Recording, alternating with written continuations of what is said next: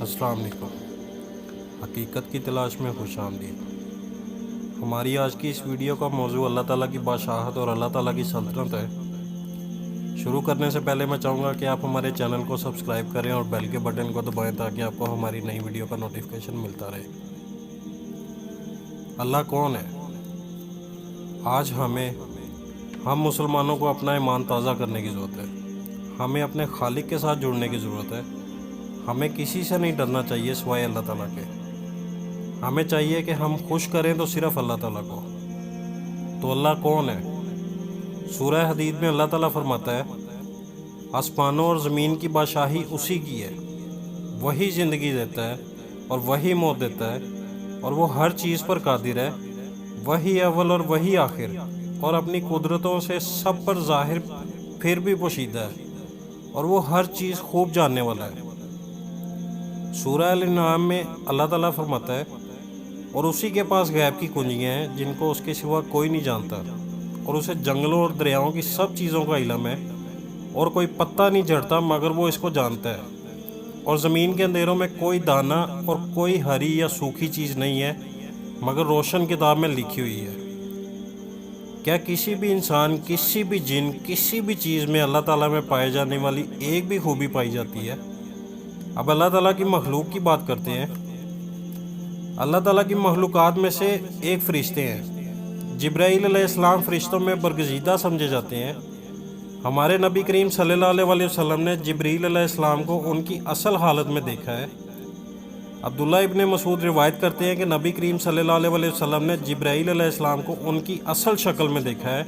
آپ فرماتے ہیں کہ جبرائیل علیہ السلام کے 600 پر ہیں، اور ان کا ایک پر اتنا بڑا ہے کہ وہ زمین و آسمان کو اپنے اندر چھپا لے۔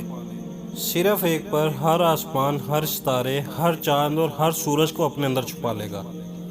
یہ صرف ایک پر کی بات ہو رہی ہے، اور 600 پر اللہ تعالیٰ کی قدرت۔ اللہ تعالیٰ کی مخلوقات میں سے صرف ایک فرشتے کی خوبصورتی اور بڑائی کا یہ عالم ہے، تو سوچیں خود اللہ تعالیٰ جس نے ہر ایک چیز کو بنایا ہے کہ کیا عالم ہوگا۔ یہاں ان فرشتوں میں سے ایک فرشتے کی بات کرتے ہیں جنہوں نے اللہ تعالیٰ کے تخت کو اٹھایا ہوا ہے۔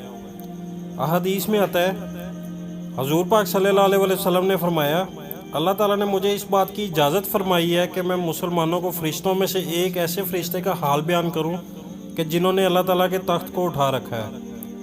آپ صلی اللہ علیہ وسلم نے فرمایا، اس فرشتے کے کان اور کندھے کے درمیان 700 سال کی مسافت ہے۔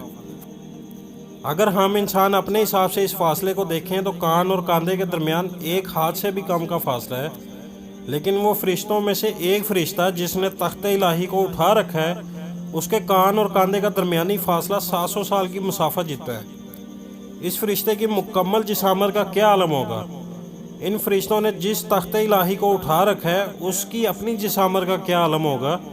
اور جب ہم اس تخت کے جسامت کا اندازہ کرنے سے قاصر ہیں تو خود اللہ وحدہ لا شریک کی بڑائی کا کیسے اندازہ کر سکتے ہیں؟ اس بادشاہوں کے بادشاہ کی بڑائی کا کوئی اندازہ ہے؟ آج ہم سب کچھ بلا چکے ہیں۔ آج ہم سب کچھ بلا کر کیا سوچتے ہیں کہ ہمیں 2 آنکھوں کی ضرورت ہے۔ دنیا میں لاکھوں ایسے انسان ہیں جن کی آنکھیں تو ہیں لیکن وہ دیکھ نہیں سکتے۔ یہ اللہ تعالیٰ کی ذات ہی ہے جس نے ہمیں چیزوں کی دیکھنے کی اجازت دے رکھی ہے۔ آج ہم سوچتے ہیں کہ ہمیں کان کی ضرورت ہے۔ دنیا میں لاکھوں ایسے انسان ہیں جن کے کان تو ہیں لیکن وہ سن نہیں سکتے۔ یہ بھی اللہ تعالیٰ کی ذات ہی ہے جس نے ہمیں آوازوں کو سننے کی اجازت دے رکھی ہے۔ انسان خود کیا ہے؟ آج ہم یہ سوال کر رہے ہیں کہ اللہ تعالیٰ کون ہے؟ کیا ہمیں یہ پتہ ہے کہ ہم انسان کون ہیں؟ ہم اس خالق کائنات کی مخلوق ہے جس نے زمان و مکان کو بنایا، جس نے کائنات کی وسعتوں کو بنایا، وہ جب چاہے جس وقت چاہے اس پوری کی پوری کائنات کو ایک لمحے میں لپیٹ سکتا ہے۔ ہمیں اس بات کا پتہ ہونا چاہیے کہ آج ہم جہاں بھی ہیں، آج ہم جو بھی ہیں، اس میں اللہ تعالیٰ کا فضل، اللہ تعالیٰ کا کرم شامل ہے۔ اللہ کو ہماری نہیں، ہمیں اللہ کی ضرورت ہے۔ آج ہم اگر سانس بھی لے رہے ہیں تو یہ بھی اس خالق کائنات کی رحمت کی بدولت ہے۔ جب ہر چیز، یہ سمندر، یہ زمین، یہ آسمان، یہ کائنات اور فرشتے سب کے سب اللہ کے حکم سے ختم ہو جائیں گے تو بھی اللہ تعالیٰ کی ہی ذات باقی رہے گی۔ اس دن اللہ تعالیٰ پکارے گا، آج کہاں ہیں وہ جو خود کو بادشاہ کہتے تھے؟ جو بادشاہوں کے بیٹے تھے آج وہ کہاں ہیں؟ اللہ تعالیٰ پکارے گا، آج کہاں ہیں تکبر اور غرور کرنے والے؟ کہاں ہیں وہ جو خود کو سب کچھ سمجھتے تھے؟ اللہ تعالیٰ پکارے گا آج کس کی بادشاہت ہے، پھر اللہ تعالیٰ خود ہی اپنے سوال کا جواب دے گا، آج اللہ کی بادشاہی ہے جو اول و آخر ہے۔ اللہ تعالیٰ کی کون سی ایسی تخلیق، کون سی ایسی مخلوق ہے جو اس کی عبادت میں مشغول نہیں؟ ہم سمجھتے ہیں کہ ابلیس نے اللہ کے حکم سے انکار کیا، تو ہم انسان آج کتنے احکامات کو پورا کر رہے ہیں اور کتنے احکامات سے انکار کر رہے ہیں۔